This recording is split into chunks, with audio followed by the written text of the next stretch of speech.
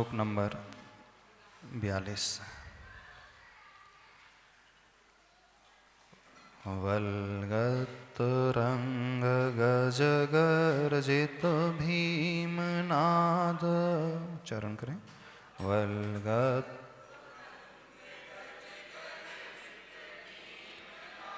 माजौ बलं बलवतामपि भूपतीनाम्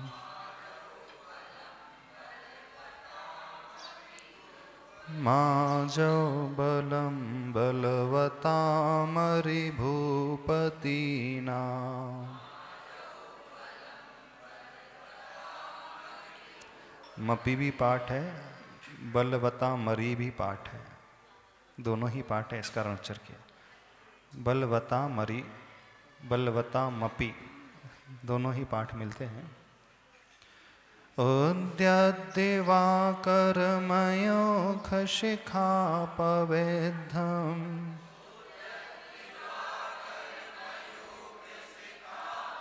त्वत्कीर्तनात्तम इवाशुभिदामुपैति।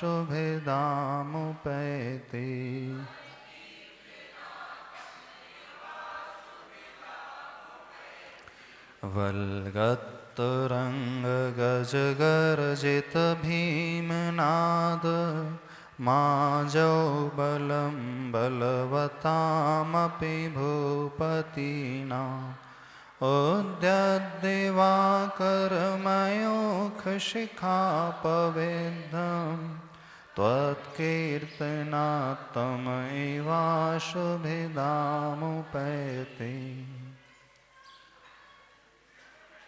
यह श्लोक शत्रु सेना को विघटन कराने वाला है।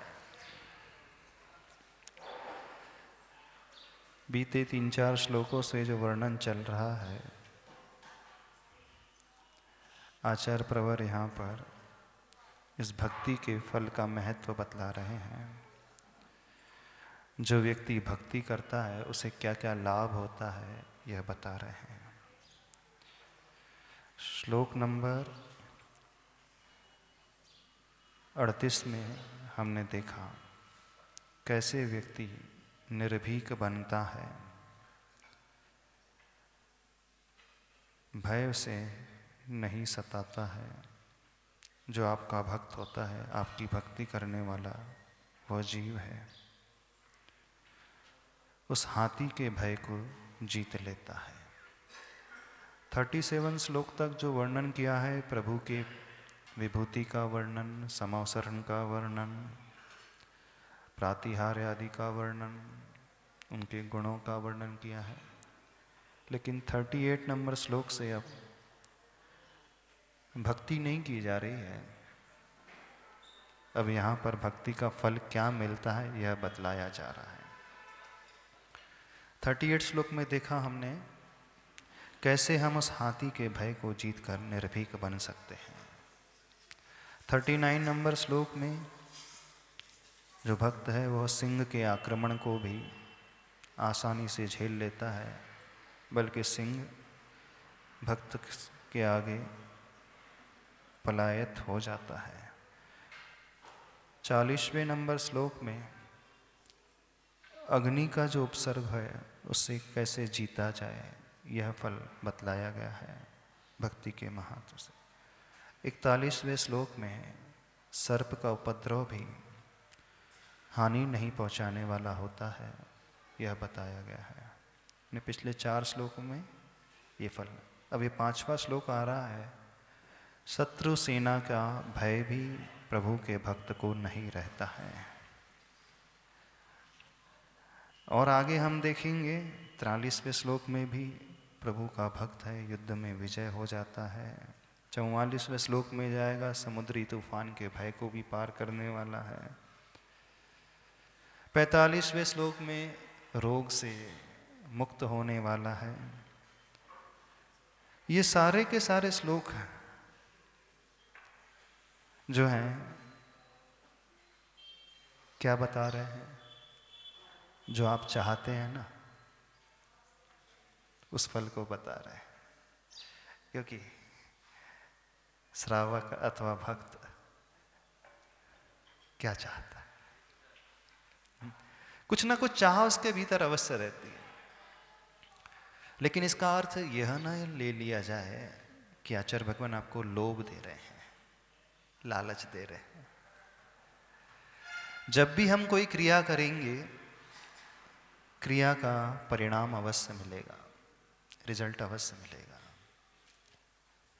आप मेहनत करोगे, पुरुषार्थ करोगे, पुरुषार्थ के बदले में आपको यह प्राप्त हो जाएगा। किसान खेती में मेहनत करता है, उसे फसल मिल जाती है। विद्यार्थी पढ़ाई के लिए मेहनत करता है, वो पास हो जाता है, डिग्री मिल जाती है। व्यापारी है, सवेरे से शाम तक दुकान में लगा रहता है, पैसा कमा लेता है। सर्विस क्लास पर्सन है, नौकरी करता है, जॉब करता है, उसे एक अच्छा पैकेज मिल जाता है। जो भी क्रियाएं सांसारिक क्षेत्र में की जाती हैं, हर क्रियाओं का कुछ ना कुछ फल अवश्य मिलता है, और क्रिया की ही जाती है फल को पाने के लिए। यह भी उतना ही बड़ा सत्य है। यदि हम ये कहें कि बिना फल की इच्छा की क्रिया की जा रही है, तो ये बिल्कुल ठीक नहीं है। सांसारिक क्षेत्र में तो यही है। अब रही बात धार्मिक क्षेत्र की। अब धार्मिक क्षेत्र में भी आप भगवान की भक्ति कर रहे हैं, तो निश्चित रूप से यहां भी कुछ फल की अपेक्षा तो रहेगी कि नहीं रहेगी? नहीं है? सुनो, आप बताओ, बिना फल की अपेक्षा क्या भक्ति करने? नहीं।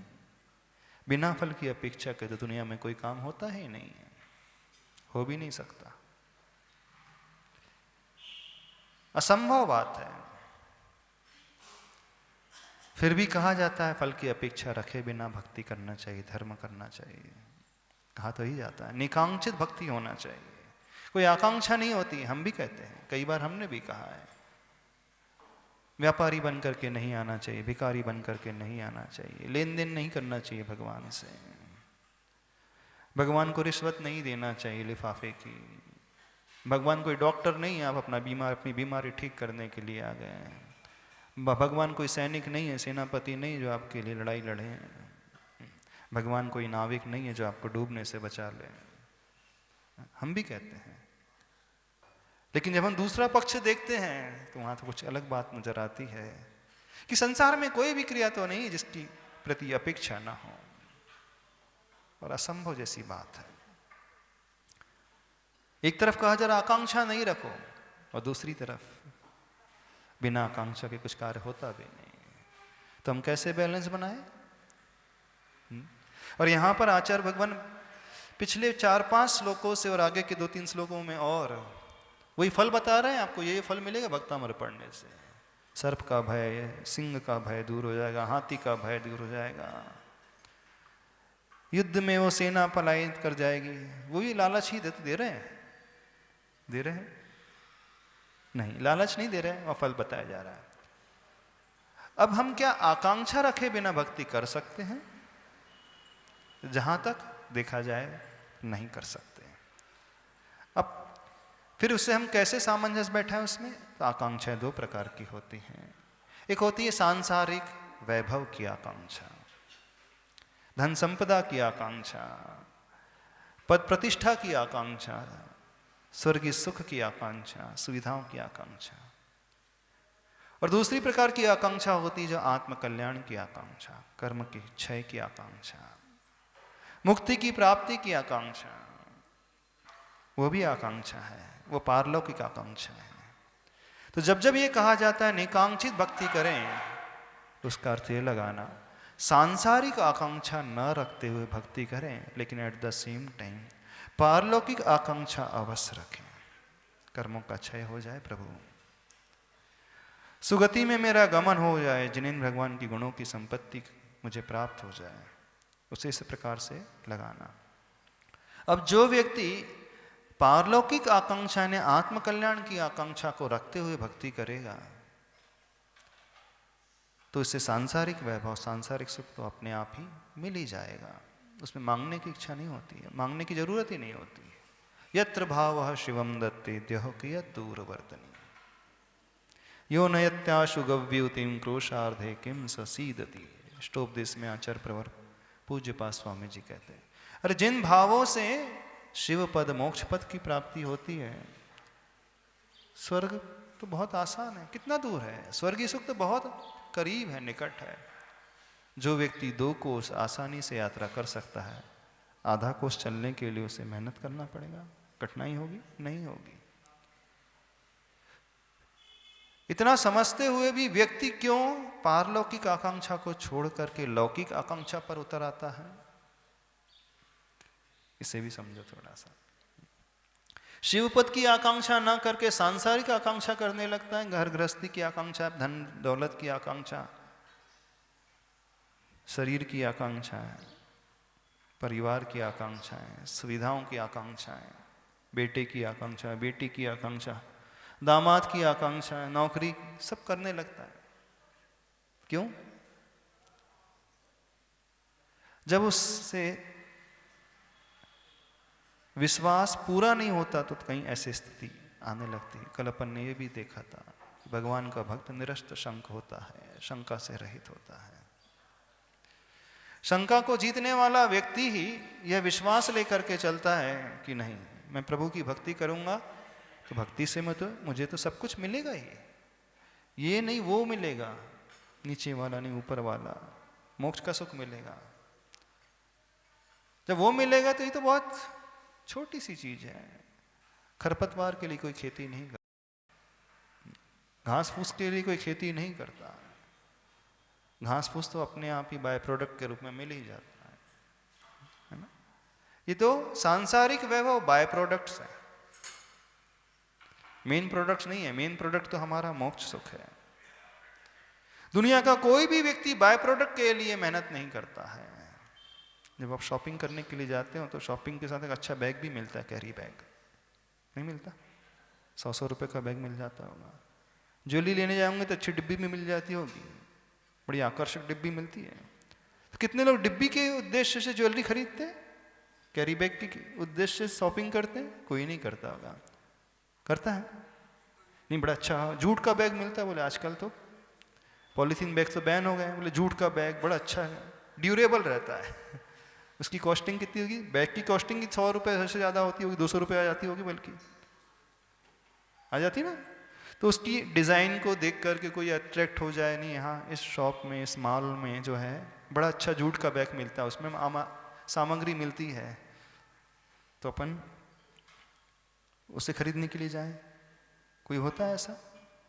नहीं होते, कुछ लोग होते हैं, महिलाएं होती हैं, साड़ी खरीदने जाती हैं सेल में 2 खरीदो 5 फ्री मिल जाएगी, तो बोले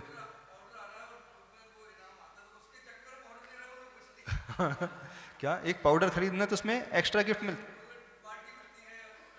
हाँ तो उसमें बाल्टी फ्री मिल जाती है, टब फ्री मिल जाता है, फ्री बाल्टी फ्री टब मिल रहा है, इस कारण अपन पाउडर खरीद लो। नहीं तो वही तो बोल रहे हैं, कुछ महिलाएं होती है, सेल लगी होती है, हाँ 500 की साड़ी मिल रही है तो 200 की 5 और फ्री मिलेगी, तो अपन खरीद लो, भले ही आवश्यकता नहीं है भले ही आवश्यकता नहीं है, बोले वो इतना अट्रैक्टिव जो है गिफ्ट मिलता है, बाय 1 गेट 3 फ्री है ना, 1 खरीदो 3 फ्री, तो 3 के चक्कर में वो 1 खरीद लेते, पर वो नहीं जानते कि वो 3 की कीमत भी 1 में वसूल ली गई है होता है ना ऐसा। हाँ, ऐसा लालच क्यों जागृत हो जाता है? क्योंकि वो 3 की संख्या दिखती है ना, 3 मिल रहा है फ्री आइटम। ऐसे ही सांसारिक व्यक्ति को है, वो रुपया दिखने लगता है, स्वर्गीय सुख दिखने लगता है, अरे बड़ा अच्छे वैभव है, इतनी सारी देवियां मिलेंगी, इतना सारा वैभव मिलेगा, विक्रिया रिद्धि रहेगी, घूमना फिरना, ऐशो आराम, तो अभी तो स्वर्ग ही चाहिए, तो मोक्ष सुख तो बाद में देख लेंगे। ऐसी है। तो वह तात्कालिक लाभ के लिए जो मेन लाभ होना था उसे भूल जाता है और वही मांगने के लिए चला जाता है। इस श्लोक में जो बताया जा रहा है, शत्रु की सेना का भय दूर हो जाता है। क्या पूछना है कुछ? तो हमें यह समझना है फल अपने आप मिलेगा, हमें मांगना नहीं है। मांगना है तो सिर्फ आत्मिक वैभव को मांगना है। पारलौकिक सुख की आकांक्षा करना, लौकिक सुख की आकांक्षा के लिए कोई भी व्यक्ति भक्ति ना करे। कर वह पाएगा जिसका दृढ़ विश्वास होगा। हाँ, दुख खाओ कम्मा खाओ वही लाओ, क्यों बोलते हो अंचलिका में, हर भक्ति के बाद बोलते हो आप तो बोलो अच्छा सी भी, आप छोड़ो अच्छा सी भी बोलते हैं, क्यों बोलते हैं? व्यवहार में तो बोला जाता है, ये जब है निश्चय में शुद्धोपयोग की भूमिका में ध्यान की अवस्था में जो साधु बैठते हैं, फिर तो वो पारलौकिक की भी नहीं है, मोक्ष की भी नहीं इच्छा करेंगे। मोक्षेपि यस्य नाकांक्षा स मोक्षम अधिगच्छति।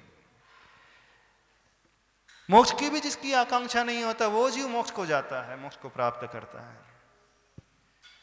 इतित्वा हितान्वेषी कांक्षा न क्वापि योजयेत। जो हित का अन्वेषी होता है इस कारण कहीं पर भी आकांक्षा नहीं करता है, ये निश्चय की भूमिका में है, मोक्ष की भी आकांक्षा नहीं। लेकिन जब तक व्यवहार की भूमिका में है, आदत ऐसी पड़ी है, जब तक कोई लालच ना दिया जाए तो इच्छा ही नहीं होती उसकी। तो आचार्य भगवान ने आपको एक लोभ दे दिया है, टॉफी का लोभ। जैसे by one get three free आता ना, एक खरीदो 3 फ्री लो। एक साबुन खरीदो 3 फ्री मिलेगी साबुन, होता है कई एड़ाती है।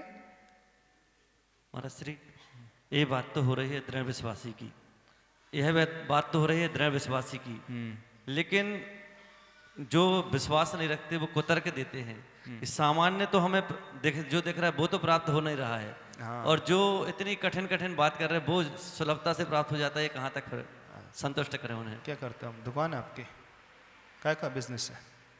कौन सा बिजनेस है बोलो? ज्वेलर्स। कितना रुपए कमाते हो महीने का? साल का कितना कर लेते हो? हिसाब नहीं लगा। अच्छा, बताना नहीं चाहते, ठीक है। हाँ, अब मान लीजिए कोई व्यक्ति 20 लाख रुपए 25 लाख रुपए साल का अर्न कर रहा है, अब उसके लिए वो 10 करोड़ इन्वेस्ट करता है। 25 लाख के लिए 5 करोड़ इन्वेस्ट करने की क्या आवश्यकता है? अभी तो जा रहा है, बोले अभी जा रहा है, लेकिन 25 लाख मिलता रहेगा हमेशा। तो कोई भी चीज चाहना होता है तो पहले देना होता है। जब हमें बड़ा चाहिए तो हमें बड़ा देना पड़ेगा ना। हमें बड़ा चाहिए, मोक्ष सुख चाहिए, हमें छोटा सुख नहीं चाहिए। ये तो ऐसे ही मिल जाएगा, उसकी हमको तो आवश्यकता ही नहीं है। तो कुछ भी चीज की प्राप्ति के लिए पहले दिया जाता है। क्या दिया जाएगा? सुविधाओं का बलिदान दिया जाएगा, सुख, सांसारिक सुख का बलिदान दिया जाएगा। हम जब आत्मिक सुख की बात कर रहे हैं, हम छोटे में सेटिस्फाई होने वाले नहीं हैं। आप लोग बड़े संकीर्ण बुद्धि वाले हो, छोटे में सेटिस्फाइड हो जाते हैं। किसी ने 1 रुपये दे दिया तो हाँ बात, बड़े खुश हो गए। आप लोग बड़ी संकीर्ण बुद्धि वाले हो ना, छोटा ही चाहिए आपको, ज्यादा लाभ नहीं चाहिए। लेकिन जो आचार्य भगवान है उन्हें बड़ा चाहिए, छोटा नहीं चाहिए। उनकी विस्तृत बुद्धि है, विशाल बुद्धि है। मोक्ष के नीचे कुछ कॉम्प्रोमाइज करेंगे नहीं वो। आप लोग लिए 2000 वर्ष के लिए, लाख साल के लिए, 2 सागर के लिए मिल जाए पर्याप्त है हमारे लिए। तो फिर सही व्यापारी होता है, सही बनिया होता है, ज्यादा मुनाफे का इंतजार करता है।